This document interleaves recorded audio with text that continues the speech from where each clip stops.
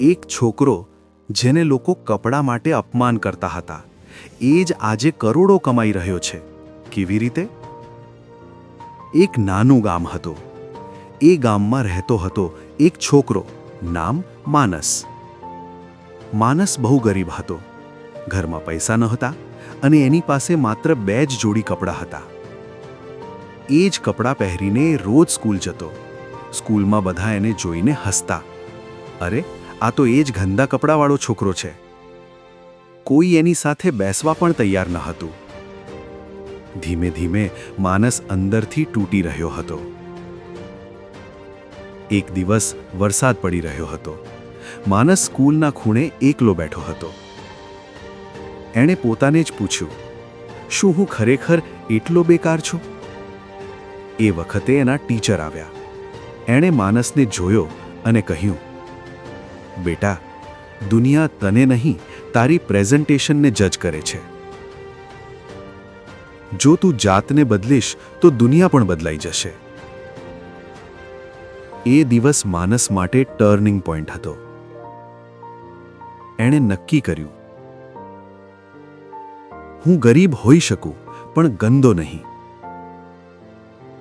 એણે નાના નાના કામ કરવાનું શરૂ કર્યું. ચા દુકાન પર કામ, પીપર વહેંચવાનું.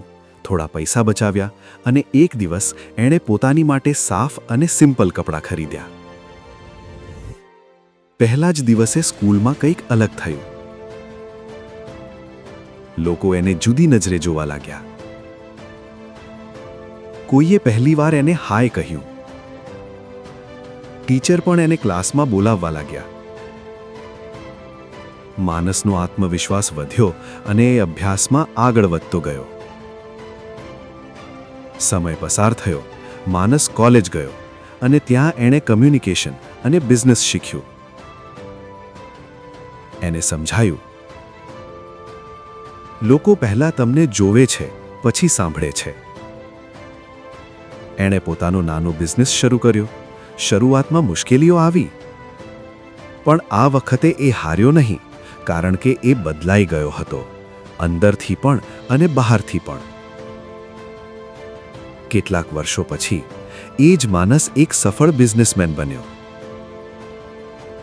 એક દિવસ એ પોતાની સ્કૂલમાં સ્પીચ આપવા ગયો અને એણે એક જ વાત કહી, મારી જિંદગી ત્યારે બદલાઈ જ્યારે મેં મારી જાતને સસ્તી માનવાનું બંધ કર્યું.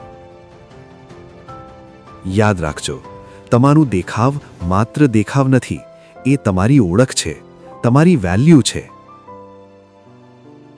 જાતને અપગ્રેડ કરો, દુનિયા આપોઆપ અપગ્રેડ થઈ જશે.